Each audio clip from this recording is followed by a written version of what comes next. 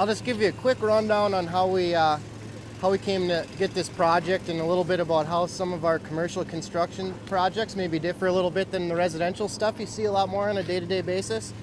So commercial jobs a lot of times can be negotiated early on in the upfront of a project. We got involved in this project the same time Life Point Hospitals brought an architect on board. What myself, Ken, and Randy did months before we had even broke ground here was we worked with the architect through the design process. We give him cost estimates, we give him ideas on how we think we can build things better for our climate, for our region, things like that. That's called value engineering. It's something that our industry, it's happening more and more in our industry, it really benefits our client as the end user. We're able to provide them with a quality project at an economical cost, right, which is important. So that's kind of how the job started. As we got rolling, you know, we worked through the design with the architect to the point we are right now. This building right here was an old Catholic school building. It initially came all the way out here, probably to where that orange lift is sitting. Phase one of the project, we demolished that half of the building while it was occupied, that side. So we had to put up a bunch of safety barriers and things like that. We remodeled that half of the building. While that was happening, we started constructing footings here for this part. Part of the civil part of the project which is basically the earthwork and things like that. We dug approximately 15 feet of dirt out of this whole parking lot all the way around. As we were constructing the building, we did it in sections, staged it. We brought in clean backfill to supplement the old wet soils that are in Calumet here.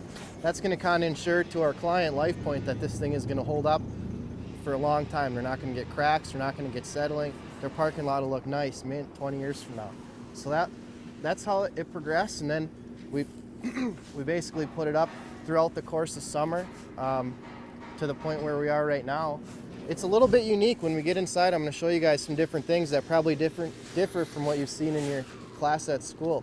Commercial construction, a lot of times we're going to use metal framing members instead of wood studs and wood framing members. You guys are probably going to see some different types of tools and some different techniques than maybe what you guys have access to. So it's kind of interesting. It's not necessarily better. It's just I think a little bit longer lasting, a little bit it's a little bit safer from a fire safety standpoint and stuff, and that's typically why it's going into these higher end commercial facilities. So the truss system is pretty unique. It's all metal trusses.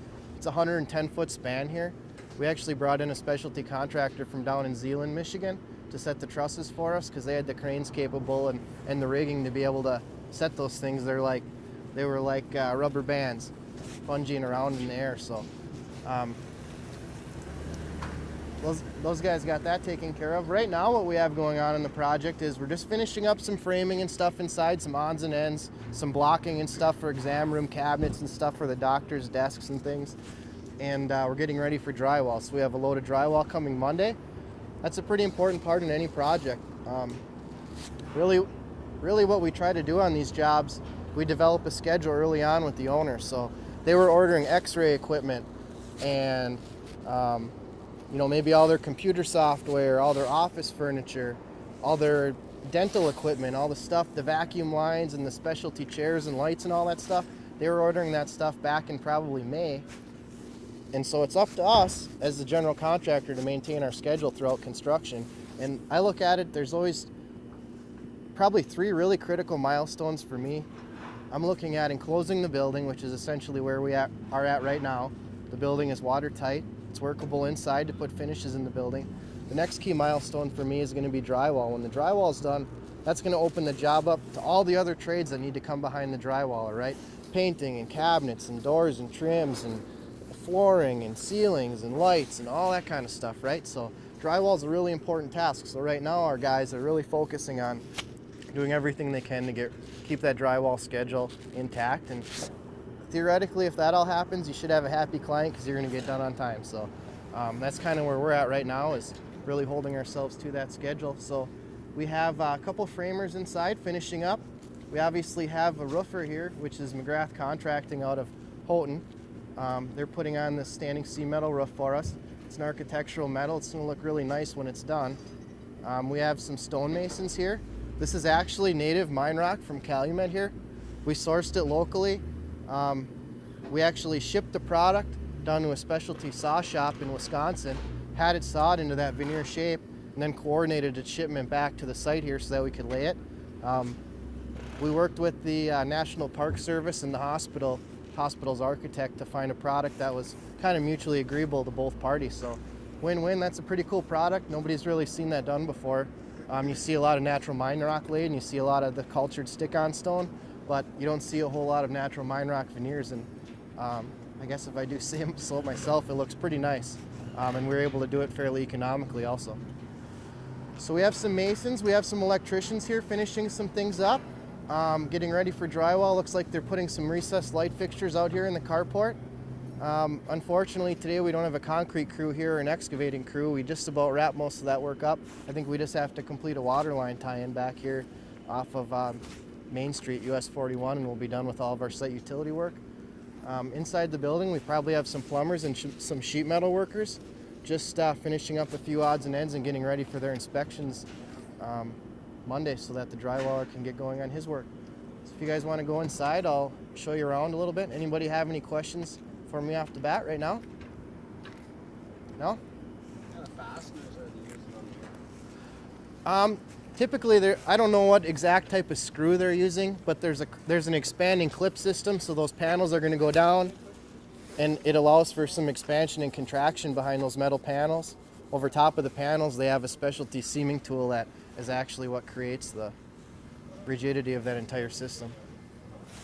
So this right here is what we're talking about for steel framing members. This is the 2x4 of the commercial construction industry right here. That's your typical 2x4 wall stud. Shaped like a C. The nice thing is, the pros of the product are you could pick up that whole band right there and you could carry it over to where you're working, right? You're not going to do that. You're not going to grab 10 2x4s and do that.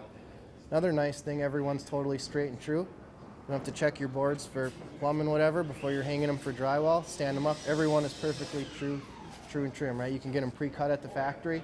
On this job, we had all our studs pre-cut, so there's minimal cutting on the job site, which ultimately saves us in efficiency, right? So the downfall obviously is they're a little bit sharp. You can cut your hands, you got to wear gloves, and then you got to use screws instead of a nail gun, so a little more time consuming putting the parts and pieces together.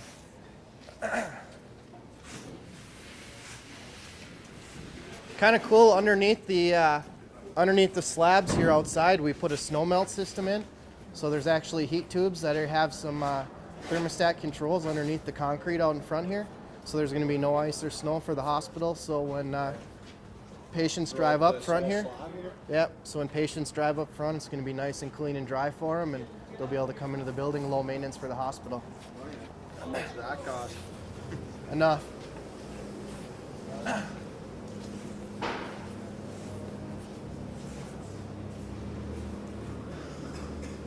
pretty cool. So this is essentially a rough frame. This is essentially a rough frame building right here. This thing is really ready for drywall. All of our door frames are in. Most of our framing members are up, and a lot of our electrical rough-ins are close. It looks like they got to run some MC cable to these couple boxes here, but you can see a lot of these are already underway. This building has a second floor built down the main line of the building, and that's where all the mechanical, electrical equipment is that's feeding this. So the mechanical systems in a hospital like this, we have big air handling units which are drawing fresh air, right? Because when you're in a clinic, you want to be breathing fresh air. You don't want all those nasty germs that are going around from sick people, right? So that's bringing in 100% clean air. Big units, they're like as big as your car. What they do is they're kicking it through a big duct, maybe 4-foot diameter or something. And up above here, for every few rooms, there's what we call VAV boxes. They're variable air drive boxes. And that air gets forced through those little boxes, and then they're like a little mini furnace. When those big units are going to push like 55-degree air to that little unit. And then to gain efficiency, we have hot water lines that are looped through the building. They're going to hit those little VAV boxes, and it's going to kick the air up to 70 degrees or whatever that individual thermostat is set at.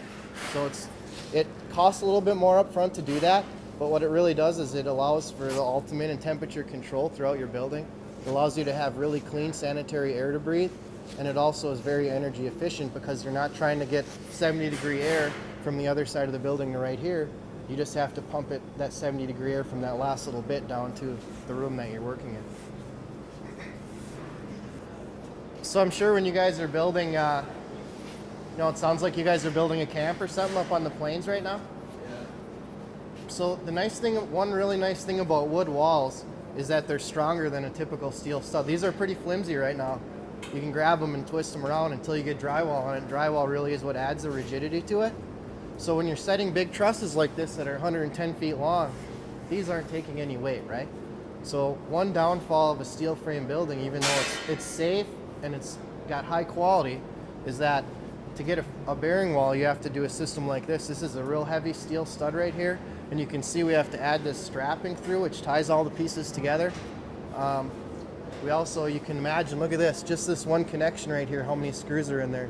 I think our guys put in over 50,000 screws in these walls to make this thing structurally sound so that we could support the trusses. That's pretty much just like the spikes on the truss, right? Like on a wood truss. Pretty much. So that's a pre-manufactured header for over our doors. You notice like this, I don't see one on this wall right here, but notice like there's not one over that door opening right there. That's because that's a non-structural wall. This structural wall right here, this header is actually, like you guys probably see where you're building that camp or something, is taking the load of those trusses above. Yeah. So at each one of these connections, we had to engineer actually all these connections. We have a structural engineer actually come through and make sure we have the right number of screws, that they're spaced correctly, yada, yada, yada. That stuff's pretty important when you're dealing with, potentially bedridden patients or something like that. They want to really make sure that the thing is safe from a variety of different factors, because there's obviously an extended amount of time it's going to take somebody to get out of a building if something ever were to happen, right? So some of these jobs, especially when you're in like a healthcare, fire station, school, things like that are pretty high importance to our community, they really want to engineer down that safety factor as much as they can to allow people to have a safe way to egress the building and a safe amount of time to do it in, right? They're not all healthy guys like us that can get up and run outside, so it's one kind of cool thing about these kind of projects. If you do it right, at the end of the day, it's really awesome to continue to come back to that facility then and see it benefiting your community. That's one cool thing about construction. You're not sitting at a desk every day doing the same job over and over and over and over again, right? Our guys come to work every day. They have a different problem to solve, every day, different set of problems, and just depending on your position can be how big the problems are. You can grow as much as you want to within the company. So me personally, one of the things I love about construction is those challenges every day, and I love being able to see the progress that's made on a project, right? Even me, I haven't been up here all week. I can come up here and see that our mason's got the stone on the front of the building, or that the metal roof is done on the canopy or something. It's awesome to see that type of progress every day, and I know a lot of our guys really take pride in their work, and they feel the same way, hey? So see them on the weekend fishing or whatever, right? Everybody's talking about that kind of thing. That's one really cool thing about a true tradesman, is they really take pride in what they do and they really enjoy their job. I got a lot of friends that probably can't say that about their careers, so that's pretty special, really. So inside these exam rooms right now, this is going to be a bank of exam rooms. We have spray foam insulation going on the exterior walls of the building. That stuff's pretty sweet. It acts as a vapor barrier, a water barrier, and it provides, a super R value for its thickness. And much better than fiberglass, and that I'm sure you guys have, maybe if you're working on this camp, have put some fiberglass bats in a wall or something. Imagine going around like a pipe, you're kind of squeezing it around the pipe or whatever, right? It's just not that efficient. You can never install it as perfectly as they tested in the factory. So putting this stuff in the walls, while it is more expensive, for a facility like this, over the course of 10 years, it's going to, return a savings to our client. We can't go in there and check it out. That stuff is pretty noxious. Probably give you guys a headache or worse. So right now we have it taped off, and those guys are using special filtration systems and making sure that they're working in a negative air environment. So cool. You can look it up online or whatever, but it's a pretty good product, and Superior Polymers does it here locally. They've really been expensive. Oh, did they? Oh, cool. Yeah, they're pretty good guys. And Superior Polymers, yeah. So one thing that's nice about working with like Life Point hospitals, for example, they just got bought out. But one thing that's cool about them is instead of hiring a huge general contractor from Nashville or something like that, where they're out of, they've kind of kept the mentality here with their local hospitals. They hired us because, well, we were qualified, but also because we're local, right? And so in return, we try to do the same thing. So when we're working on a job here in Calumet, we try to use as many people as we can from the Houghton County area. People don't realize how many skilled trades guys there are just in our little area, right? So we've built a lot of relationships over the years, and probably just about everybody that's on this job is from, not the maybe immediate area, but within a 60-mile radius or something. So that's one kind of cool thing that's nice about this project. More and more we're seeing that corporations are pulling people in from out of town.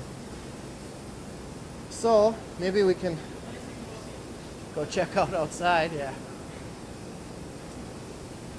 Go check out outside the building here. We can check out some of that stonework or something. The last few batches we got haven't been quite as cool, but we've been finding a lot of copper in it, the back side of it.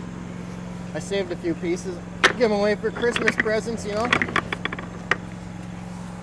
Yeah, there's a little bit right there. Not quite as shiny as when it was first cut, but that's yeah. And that's native Calumet rock right there. So I don't know if you guys are familiar with EIFS. It's EIFS, exterior insulation and finish system. Kind of common to the commercial market. So basically what it is finished is going to be that red product right there on the wall. Here it is in like kind of its plastered form, this gray product on the wall. And here it is in its raw form as it's being installed right now. So basically it's a foam board that gets put up on the wall. One of its advantages, of course, since it's foam, is it's adding some insulating value to the building, right? In this case, it's just purely architectural. That wall is adding something. So they're basically going to stick that foam on there, rub it smooth, put a coat of plaster on, and then put a coat of color.